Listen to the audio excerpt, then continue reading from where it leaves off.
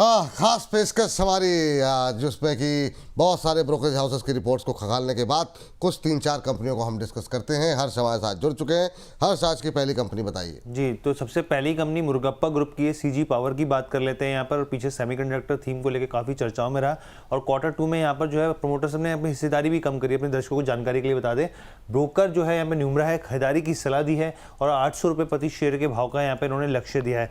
सबसे पहले इनके नतीजों की बात करें तो ब्रोकरेज ने कहा है कि इनके जो नतीजे उनको मिक्स लगे हैं। यहाँ पर ऑर्डर्स जो हैं वो बढ़ते हुए दिखे हैं यहाँ पर, लेकिन यहाँ पर जो इनकम है, कमाई है, वो कम होती हुई दिखी है। यहाँ पे मजबूत ऑर्डर बुक जो है वो मल्टी क्वार्टर विजिबिलिटी दिखाती है, यानी कि आने वाले क्वार्टर में जो है जो ऑर्डर बुक है वो मजबूत रहती हुई दिख सकती है। यहाँ पे FY 26 से लेकर 28 तक कामकाजी मुनाफे की बात करें तो उस अनुमान को उन्होंने यहाँ पर घटा दिया है 3 से लेकर 6% के आसपास का।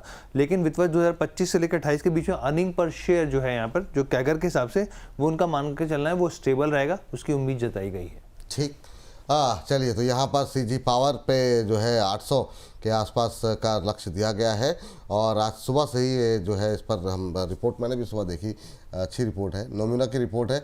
प्रदीप सर, क्या टिप्पणी रहेगी सीजी पावर को लेकर के? आप सहमत हैं इस रिपोर्ट से? बिल्कुल विपुल जी, मुझे लगता है कि 800 बहुत ही स्मॉल टारगेट दिया गया है। इससे भी ऊपर मैं देख पा रहा हूँ। कहीं ना कहीं रिसेंटली जो चल रहा था उस टाइम पे 796 800 तक तो आ ही गया था। अभी बीच में थोड़ा बहुत प्रॉफिट बुकिंग देखने को मिल रहा है। आपको एक बार ये 710 से लेके 720 के आसपास मिल सकता है। ये जो टेम्पोररी करेक्शन से कंप्लीट होने के बाद मुझे लगता है कि फिर से ये 800 एंड उसके ऊपर आपको 950 1000 भी आपको प्राइस आने वाला दिनों में आते हुए दिखाई देंगे। व्यू रखिए 7 से 8 महीना 9 महीने का टारगेट के लिए। मुझे लगता है कि करंट जोन से भी आप एकोमुलेशन करके जा सकते हो। जब बात यहाँ पर निकल के आती हुई, अगले काउंटर पर जाने से पहले शानदार, क्या कहें, बड़ी वॉलेटिलिटी है आज। निफ्टी फिर से जो है अब 87 अंकों की गिरावट रह गई है, तो फिर से रिकवरी मोड में आता हुआ दिखाई दे रहा है। 25,965 का लेवल। तो जिस तरीके से अब थोड़े से स्टेटमेंट आ रहे हैं, अभी हर्ष जो अभी थोड़ी देर पहले ग्रुप में आपने शेयर की थी कुछ एक चीज़ें, और देख रहे हैं काफ़ी वोलेटिलिटी देखने को मिल रही वहाँ से। जो कुछ भी संकेत आ रहे हैं, कभी नीचे कभी ऊपर, देखते हैं आज शाम तक क्या स्थिति रहती है। हालांकि हमने थंब तो लगाया है रिकवरी वाला, लेकिन देखते हैं ट्रम्प साहब और जिनपिंग साहब क्या कहते हैं। जी, सेजिलिटी की बात कर लेते हैं जी, अगले स्टॉक की सर। हाँ बताइए जी, इसमें जेफरीज की रिपोर्ट है, खरीदारी की सलाह 62 रुपये का इन्होंने यहाँ पे लक्ष्य दिया है। अब इनका ये कहना है कि क्वार्टर 2 में जो रेवेन्यू है वो अनुमान के मुताबिक रहा, जैसी उम्मीद की जाती थी वैसे ही रहा यहाँ पे। लेकिन जो मार्जिन की बात की जाए या फिर प्रॉफिट की बात की जाए वो काफ़ी बेहतर दिख रहे हैं इनको।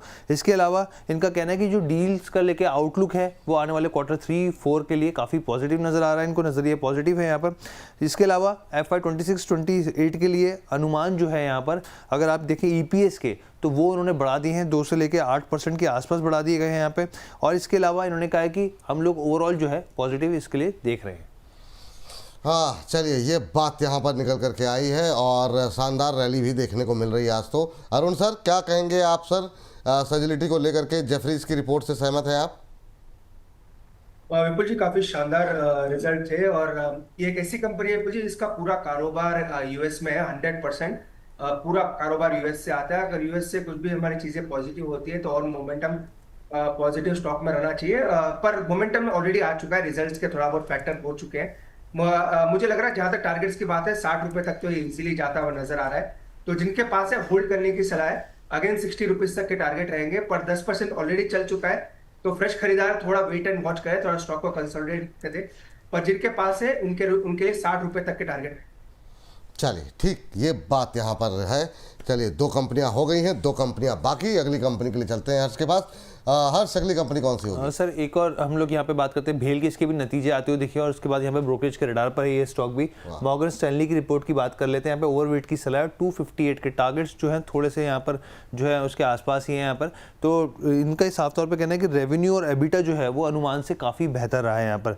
लेकिन जहाँ पे जो डेप्रिसिएशन है और अदर इनकम जो है वो कम होती दिखी और जो ब्याज पे जो खर्च है वो बढ़ता हुआ दिखा है। पावर सेगमेंट की अगर रेवेन्यू की बात करें यहाँ पर तो इनको पसंद आ रहा है कि रेवेन्यू में एक अच्छी जंप देखने को मिली है, एबिटा मार्जिन भी बढ़ता हुआ दिखा है यहाँ पर।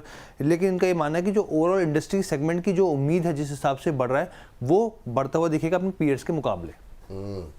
हालांकि टारगेट जो इन्होंने दिया है उससे थोड़ा सा असहमति हो सकती है, क्योंकि बड़े दिनों बाद चला है और इस तरह की रैली और इस तरह के रिजल्ट्स तो मतलब BHEL के बहुत कम देखने को मिलते हैं। लेकिन अब देखते हैं हमारे एक्सपर्ट क्या कह रहे हैं। मुझे पर्सनली ऐसा लगता है कि अभी जब भी पावर सेक्टर में रैली आएगी तो BHEL के अंदर अच्छा मोमेंटम आना चाहिए, और अभी तो फिलहाल के लिए रैली है ही है। प्रदीप सर, आप बताइए जरा BHEL को लेकर क्या व्यू है आपका? सर टारगेट 258 अभी तो चल ही रहा है सर, 257 तो क्योंकि जब रिपोर्ट बनाया गया था आई थिंक 4.5% नीचे था, लेकिन 0.5% भी नहीं है सर। मुझे लगता है कि एक रेसिस्टेंस है जो 277 278 के आसपास, वहाँ तक तो नॉन स्टॉप भागेगा। वहाँ पे जाके थोड़ा बहुत यहाँ पे आपको प्रॉफिट बुकिंग देखने को मिल सकता है, लेकिन अगर किसी का short term to medium term भी व्यू है तो मुझे लगता है कि 300 ऑन द वे एंड 300 के ऊपर भी आपको प्राइस आते हुए दिखाई देंगे। फंडामेंटली बहुत बढ़िया जबरदस्त कंपनी है। रिसेंटली जब नीचे आ रहा था उस टाइम पे 210 के नीचे सस्टेन भी नहीं किया, तो 210 से 220 के आसपास इतना स्ट्रांग सपोर्ट है। मैं बोलूंगा अगर कंपनी का नेक्स्ट 1-2 क्वार्टर का रिजल्ट भी बहुत बढ़िया आ जाता है तो आपको ये 350-400 तक भी आते हुए दिखाई देंगे लॉन्ग टर्म में। तो कुछ भी प्रॉब्लम नहीं है, जिनके पास पोजीशन है बने रहिए। अगर किसी को एग्जिट करना है एटलीस्ट आप 296 300 के आसपास एग्जिट करने का सलाह रहेगा, तो बने रहिए इस काउंटर के साथ। अभी चलिए, बने रहने की सलाह यहाँ पर दी जा रही है अभी के लिए, जो है ये राय निकल के आती हुई। इस बीच हमारे एक दर्शक हैं, हर्ष को कह रहे हैं नमस्ते। राजपूत विनय जी हैं, कह रहे हैं हर्ष जी को नमस्ते। तो इस नमस्ते को स्वीकार कीजिए आप, और अगली कंपनी पर बताइए कि क्या कौन सी कंपनी है जी। HPCL की बात कर लेते हैं हम लोग यहाँ पर, और अगर HPCL की बात करें यहाँ पर तो आप देखिए न्यूमरा की रिपोर्ट है, खरीदारी की सलाह 510 रुपये का लक्ष्य इन्होंने यहाँ पर तय किया है। अब इनका कहना है कि Q2 में जो है यहाँ पर जो ग्रॉस रिफाइनिंग मार्जिन हैं वो काफ़ी इनको मजबूत दिखे हैं यहाँ पर, और उनका जो प्रदर्शन है आगे भी रिफाइनिंग मार्जिन का वो बेहतर रहता हुआ दिख सकता है। इसके अलावा एबिटा जो है इनको पसंद आया कि अनुमान से जो एक्सपेक्टेशन लेके चले थे उससे काफ़ी बेहतर आते हुए दिखे यहाँ पे। LPG जो अंडर रिकवरी है 1200 करोड़ के आसपास की, ये भी एक पॉजिटिव मूव मान के चल रहे हैं यहाँ पर। इसके अलावा इनका कहना है कि ओवरऑल अगर आप देखें तो जो बफर है वो करीब करीब कंपनी के पास अभी मौजूदा वक्त में, अगर इन्होंने इस हिसाब की बात की है 14,240 करोड़ के आसपास का है, तो ओवरऑल जो है सेंटीमेंट्स इसको लेकर मजबूत है। ये बात यहाँ पर निकल करके आई है।